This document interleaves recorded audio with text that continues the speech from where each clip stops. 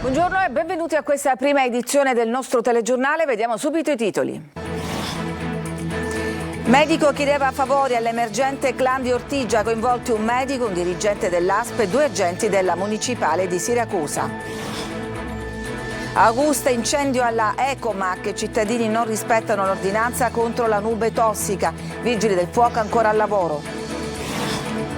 Il rientro della salma di Aurora a Palermo, la giovane hostess morta a Vienna, indagato per istigazione al suicidio il fidanzato, la procura di Palermo apre un'indagine. Catania, spacciatore legato, frustato e rasato per un debito di droga, le torture subite in una stalla al villaggio Sant'Agata, 3 arresti.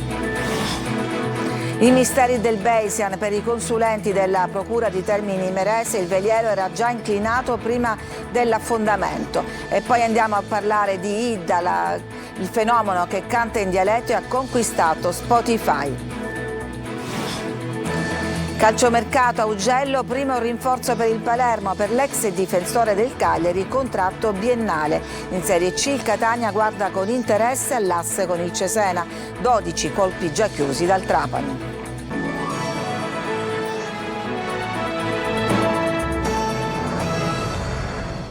Le mani della cosca Attanasio sui servizi turistici ad Ortigia, svelati legami tra clan, medici e agenti della polizia municipale, infedeli, coinvolto anche un dirigente dell'ASP. Sentiamo Tonino De Mano. Un medico, un dirigente dell'ASP ed agenti della Polizia Municipale di Siracusa sono coinvolti nell'inchiesta della Direzione Distrettuale Antimafia di Catania su un gruppo che comandava ad Ortigia. Spuntano altre figure legate a 4 siracusani arrestati per associazione di stampo mafioso. Il gruppo avrebbe utilizzato violenza, minacce ed estorsione ai danni dei titolari di alcune attività commerciali ed imposto il pizzo ai proprietari dei servizi Ape Calessini utilizzati per visitare il centro storico di Ortigia. Orazio Scarso, affiliato al clan Bottaro Attanasio, era al vertice dell'associazione composta da Claudio Guzzardi, Cristian Fontana ed Andrea Sapienza. Secondo gli investigatori la banda si sarebbe avvalsa di fiancheggiatori, tra cui agenti della polizia municipale, ed avrebbe avuto clienti come un medico ed un dirigente ASP di Siracusa. La vicenda che riguarda il medico fa riferimento ad un presunto scambio di auto. Il dottore, non riuscendo a farsi dare soldi con metodi legali, grazie alla mediazione del dirigente dell'ASP, sarebbe entrato in contatto con la cosca per la riscossione di un credito di 30.000 euro. Al debitore sarebbe stata sottratta una macchina come acconto. I 2 vigili urbani avrebbero avuto un ruolo di informatori nell'anticipare controlli o nel dare informazioni su mezzi e su dati anagrafici degli intestatari, accedendo al portale della motorizzazione civile. Maxi sequestro di droga in mare al largo della Sicilia. La Guardia di Finanza ha intercettato un veliero con a bordo 150 kg di marijuana per un valore stimato di oltre 1.200.000 euro. 2 persone sono finite in manette, un uomo spagnolo ed una donna colombiana, sorpresi mentre trasportavano la droga nascosta in 7 borsoni sotto coperta a bordo di una barca a vela che seguiva una rotta sospetta verso Milazzo. L'operazione è scattata dopo giorni di osservazione al largo delle Isole Eolie. All'interno dei borsoni, accuratamente sigillati per resistere all'acqua, i militari hanno trovato 126 buste sottovuoto contenenti marijuana del tipo skunk.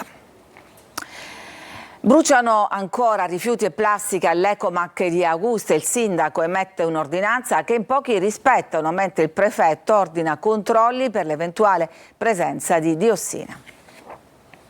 Si lavora senza sosta da sabato scorso e brucia ancora lo stabilimento Ecomac di Augusta con un interminabile via vai di mezzi dei vigili del fuoco provenienti anche da altre province. All'opera anche Protezione Civile e decine di volontari. Le ruspe che vedete smuovono le balle di plastica in modo che il getto d'acqua arrivi ovunque.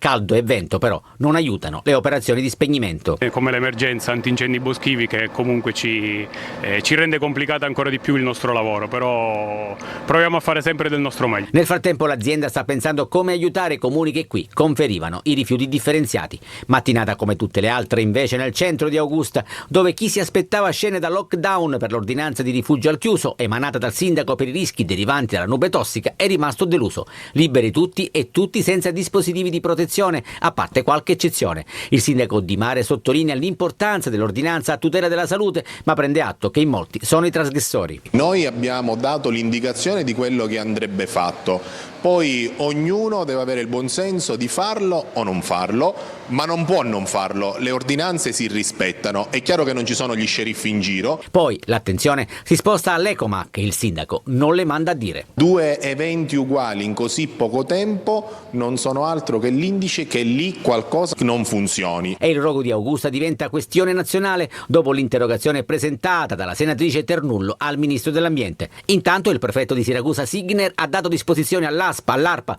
e al comando carabinieri del NOE per verificare la presenza di diossina nelle coltivazioni in seguito all'incendio allo stabilimento, mentre potrebbe arrivare entro il fine settimana l'esito dei controlli dell'ARPA.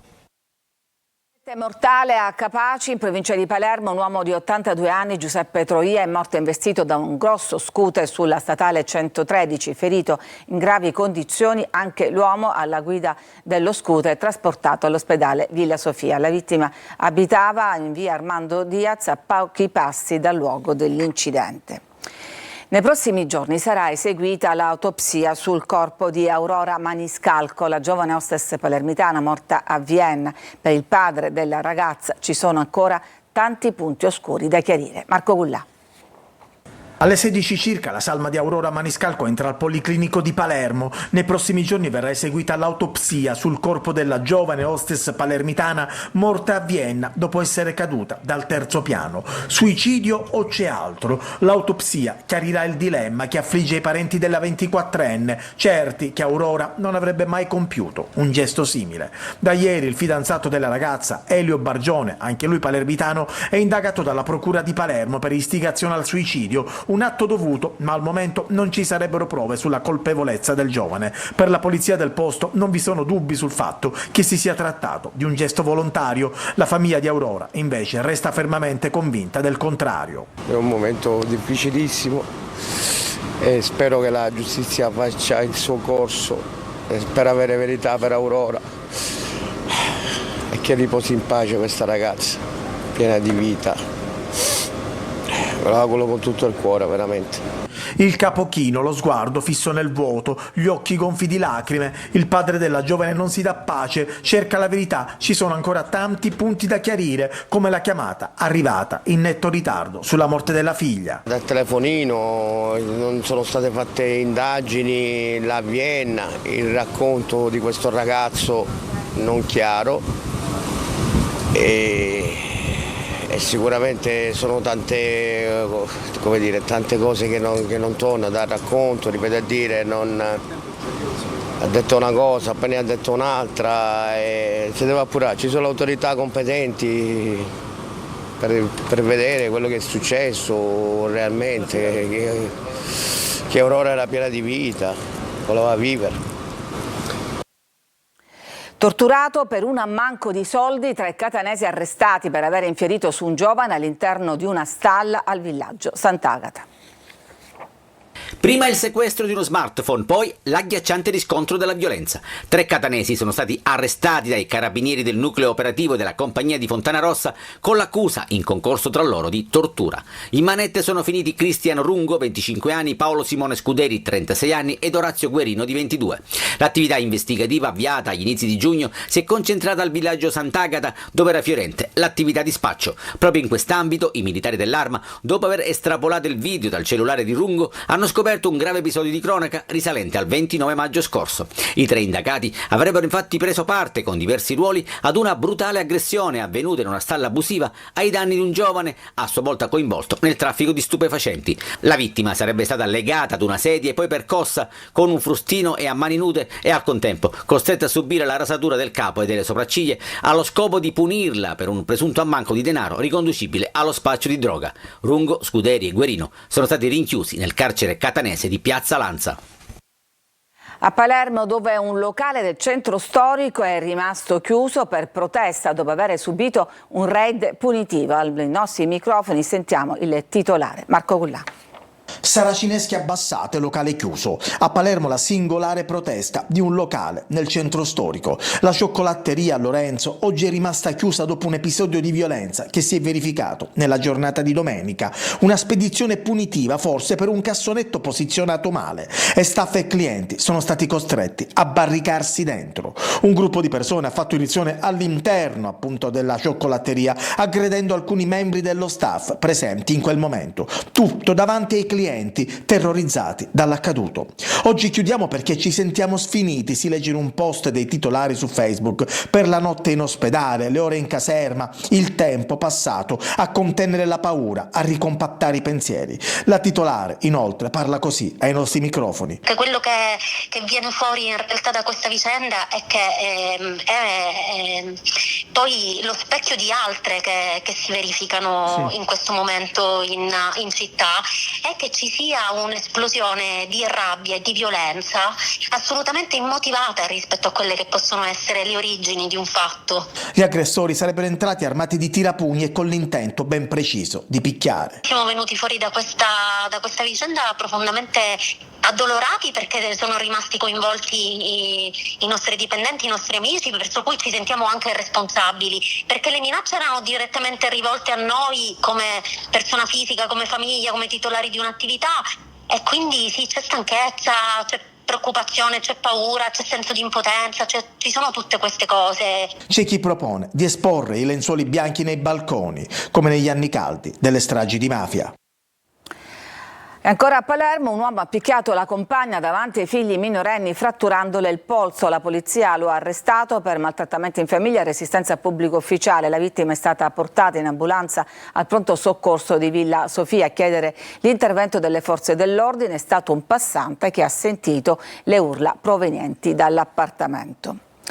Diversi gli incendi divampati nelle scorse ore a Catania. I vigili del fuoco sono intervenuti con diverse squadre per lo spegnimento di incendi che si sono sviluppati in particolare nella zona sud di Catania, a Contrada Iungetto, a Bicocca e sulla stradale Passo del Fico. Diverse le squadre, giunte anche da altri distaccamenti, ad operare personale della forestale, della protezione civile locale con diverse autobotti di supporto. Il fuoco è divampato in più zone contemporaneamente, alimentato dal vento con colonne di fumo visibili da diverse zone della città. In fiamme vegetazione e sterpaglie, le cui fiamme hanno minacciato capannoni ed alcune attività commerciali.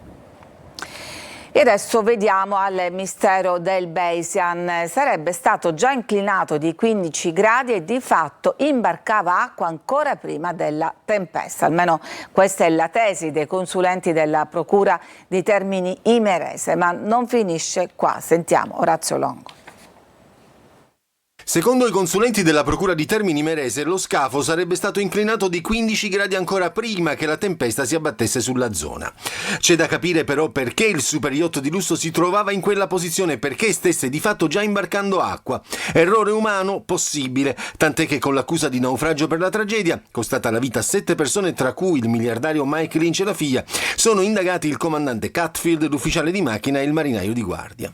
Ma un'altra tesi potrebbe affacciarsi sullo scenario. A ipotizzarla l'ex PM Antonio Ingroia, che si chiede come sia possibile che un'imbarcazione di quel tipo sia potuta affondare in pochi minuti quando altri natanti presenti nella zona e decisamente meno sofisticati siano rimasti comunque a galla. Intanto, perché si è scelto Porticello come porto dove attraccare? Perché non in un porto più grande e più sicuro come Palermo o Termini Imerese?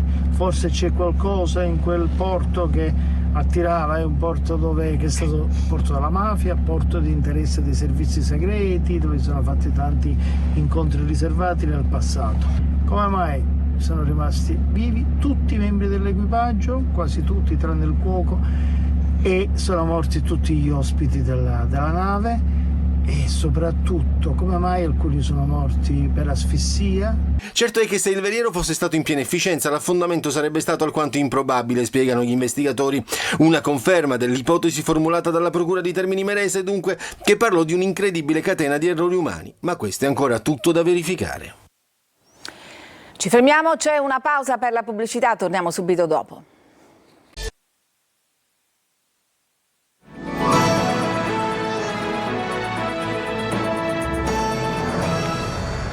Incontro interlocutorio ieri a Palermo per la ST Microelectronics. In commissione attività produttive mancava l'azienda che invece sarà presente il 28 luglio al Ministero. Maglio Viola.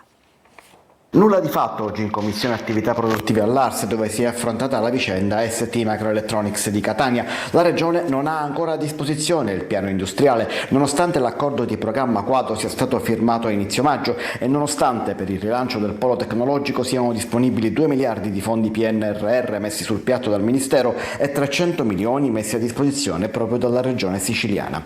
Per l'opposizione è inammissibile che la Sicilia, che sta impegnando appunto 300 milioni, non abbia visto il piano industriale, una stranezza sottolineata anche dalle parti sindacali. Stranamente la Regione dice di non essere in possesso del piano industriale, il che risulta strano perché è stato firmato il 7 maggio scorso un accordo quadro di programma dove in questi accordi spesso si entra nel dettaglio sia per quanto riguarda gli investimenti, tecnologie e anche assunzioni.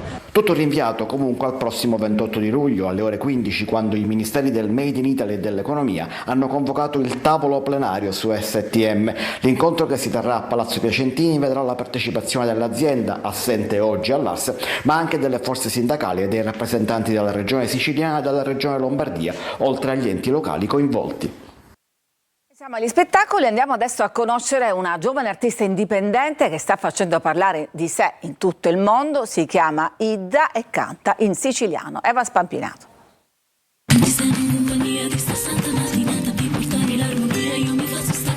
Il dialetto siciliano non è mai stato così internazionale. Un tempo ci provava Rosa Balistreri, voce ruvida e potente che portava le ferite e la poesia della Sicilia nel mondo. Oggi quella strada la percorre una nuova generazione. Io mi ispiro un sacco a Rosa e il fatto che lo posso portare attraverso anche la musica moderna, secondo me è una benedizione, è un blessing. Lei è Idda, al secolo Valeria Romeo, catanese, 21 anni, produttrice indipendente. Con la sua Taculia è la prima artista italiana a entrare in una playlist globale di Spotify, con una canzone in cui mixa lo stile Dembow, il ritmo esplosivo del reggaeton, ai testi in dialetto catanese.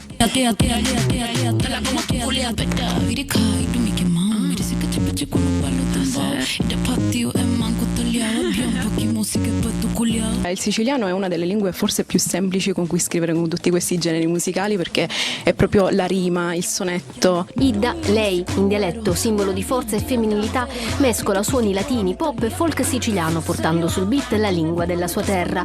Con Cunta ha raccontato leggende dimenticate. Con il nuovo progetto Sacramento, invece, parlerà dei canti tradizionali siciliani e ho fatto tutta questa ricerca, ho unito tantissimi canti insieme che sono religiosi, del lavoro, li ho uniti insieme e li ho mescolati a dei generi moderni come ad esempio il pop, il reggaeton, l'afrobeat, per cercare di riuscire a portare in vita di nuovo questi canti. Ci fermiamo, c'è ancora una pausa e poi torniamo per parlare di calciomercato.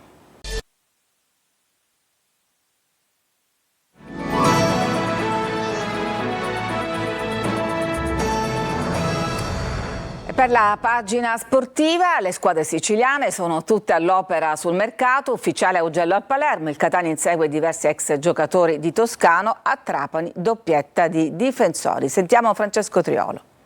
Il Palermo ha ufficializzato questa mattina l'acquisto di Tommaso Augello. Il difensore si è liberato dal Cagliari e si è legato al club rosanero con un contratto pluriennale. Il Palermo adesso prova a stringere per Elia. La trattativa sembra definita, ma manca ancora l'ufficialità. E allora il DSO si sta valutando alternative come Emanuel Ghiasi, esterno offensivo di 31 anni attualmente all'Empoli, e piace molto anche Simone Zanon, classe 2001, in forza alla Carrarese. E l'asse tra Catania e Cesena invece è la pista più calda di questi giorni per il mercato in entrata dei rossazzurri. Risaputo della trattativa per Pieraccini e dell'interessamento per Donnarumma, il club etneo segue un altro giocatore che faceva parte di quel Cesena allenato da Mimmo Toscano che ottenne la promozione in Serie B. Ivan Barone, 32 anni, centrocampista centrale che lo scorso anno ha collezionato 36 presenze e 5 reti con la maglia dell'Ascoli. Solo un semplice sondaggio, almeno per il momento, invece per il trequartista Michele D'Ausilio, 25enne dell'Avellino. In avanti, dove dopo il congedo di Inglese servono almeno 2 attaccanti di spessore, una ipotesi è quella di Riccardo Tonin, punta 24enne del Pescara messosi in luce durante i playoff vinti dalla squadra dei Baldini. Altro nome è quello dell'argentino Galo Capomaggio, centrocampista del Cerignola, su cui c'è anche la salernitana di Daniele Faggiano. 12 gli acquisti al momento del Trapani, gli ultimi 2 in ordine cronologico, i difensori Stefano Negro dal Cittadella ed Emanuele Salines dal Foggia. Tutto per questa edizione, vi lascio adesso alla rassegna stampa e poi l'informazione torna come sempre alle 14. Una buona giornata.